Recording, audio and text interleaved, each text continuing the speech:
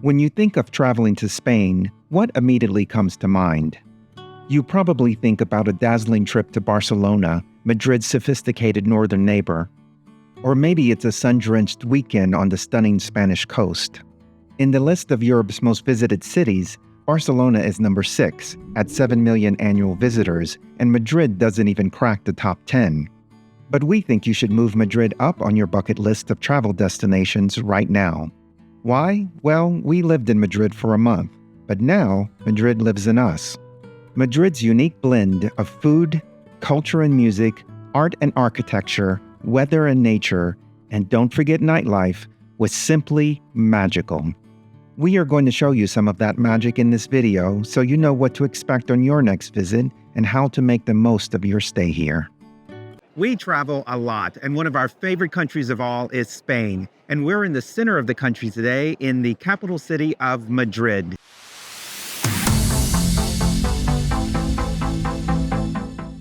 Let's start at the beginning. We'll show you where we stayed for a month, then take you into the city that they say never sleeps. Hey everybody, welcome to our Airbnb in Madrid. We just got here. We took an overnight flight of about 8 hours direct from DC. So it's early in the morning here. It's about 3 in the morning in DC. But we just checked in and this place is really beautiful. So let me show it to you. We're going to be here a month. So we're going to get time to explore the city.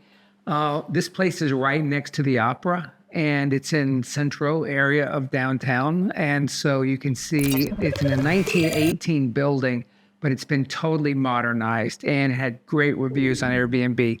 Great kitchen with a washer and dryer. So we're excited about that.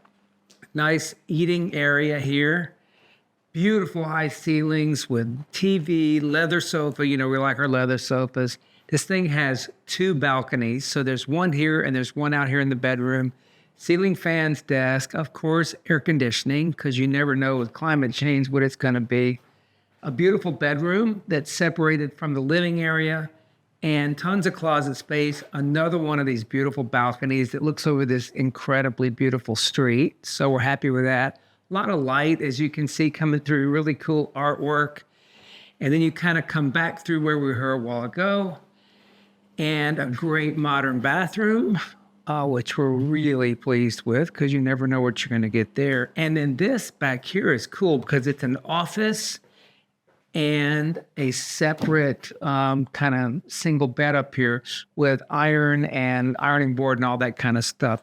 It's got an elevator, so you come up to the 2nd floor and you're in here, and it's really quiet, and we really think we're going to love it. So stay tuned. Here comes Michael and Chris into Madrid.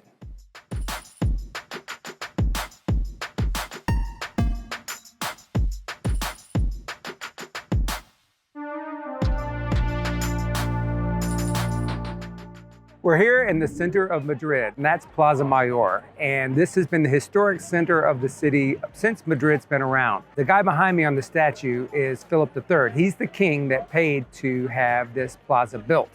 The plaza's been built and rebuilt over history. It's burned down a few times. And if you look at it now, you'll see it's not very typically Spanish. That's because the last people that rebuilt it were the Habsburgs from Austria. So this has got a very Austrian look. It's a beautiful spot, but you can see it's not very Spanish looking. And even some of the frescoes on the walls are Roman and Greek inspired. And as a kind of a tidbit, they were just completed in the late 1990s. Despite some amazing architecture throughout the city, Madrid in reality may not offer anything that special to the traditional traveler. There's no Eiffel Tower, no grand river, and no particularly spectacular skyscrapers. But Madrid is full of hidden gems and a wonderful magic that you'll enjoy if you know just how to look for them. It's Michael's birthday, so to celebrate, I'm taking him to a traditional flamenco dance. We're excited. We're going to have dinner first, and then we're going to see the flamenco dancers. So it's a really cool way here in Madrid to celebrate my 60th. When you come to Madrid, you've got to do flamenco. And there are several places to go. We'll probably go to several ourselves while we're here, but tonight we're here and we're at the most famous the flamenco shows. A lot of stars have come here. We've seen in their marketing materials, people like Nicole Kidman have been here, among others. So we're going to give it a shot. It's also got a Michelin-starred chef that prepares two menus, one very exclusive that we're not doing, and a second for the rest of us folks. It's a fixed menu before the show. So we're excited to check it out tonight. It's our first time in Madrid, our first flamenco show, and we'll take you along and let's see what happens.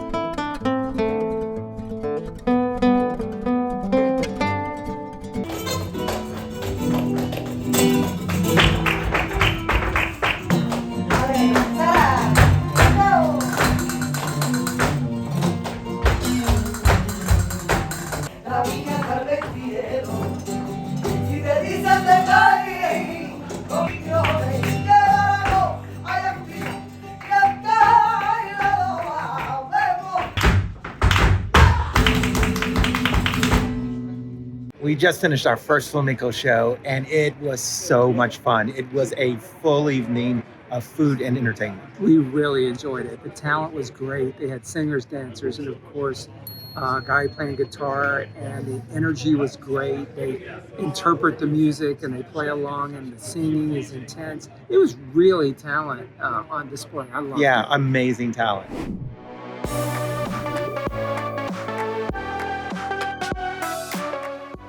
Madrid was named a European Capital of Culture in 1992, and once you experience flamenco and the richness of the other cultural offerings here, you'll understand why.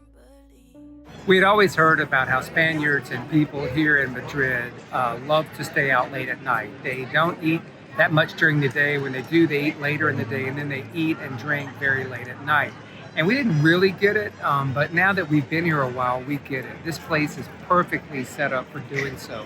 At night, it cools down, and the weather has just been amazing. And this place is just perfectly set up for living that way. Everywhere you go, it's pedestrian friendly. It feels very safe.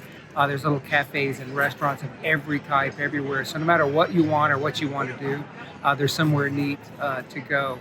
And we've seen, many locals. So this is not just a tourist thing. This is the way they live. And as we've been here a while now, we're really starting to get it and are really enjoying it. Si tú me dices ven, y lo dejo todo. So we lucked out. We just happened to be in Madrid during Hispanidad 2023. That's a celebration of Hispanic culture throughout the world, especially as it's focused here in Madrid. It's an amazing night, and we've got venues in all the plazas, and they're all free. And it looks like a lot of fun, so we're checking it out.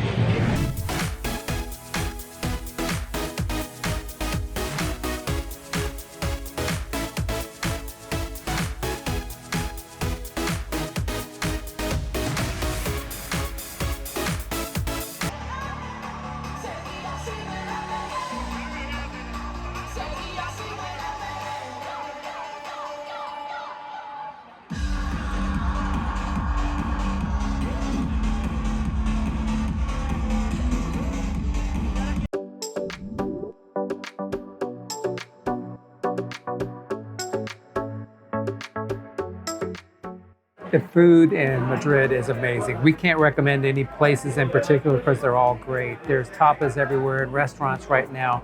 We've been having the menu of the day, which is a couple of courses with bread and beer and everything else for a really reasonable price. So you're going to be able to eat your way around Madrid and love it. It's really, really a treat.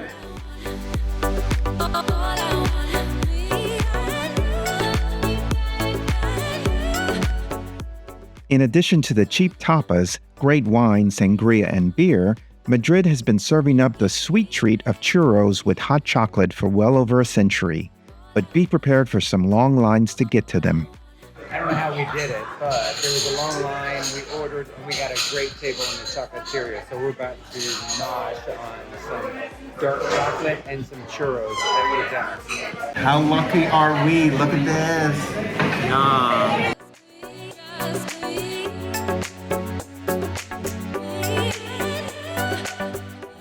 Madrid is dotted with all of these amazing pastry shops. And there's this one nearby that's been open continuously since 1894. So we decided to do a little bit of historical research. And we had to have the chocolate turtle, the donut, and the panda chocolate. So we're trying these now today. There is so much more in Madrid that makes it special, so check notifications and stay tuned. In the next video, we go in search of historical hidden gems in Madrid that help us to better understand what makes the city so special.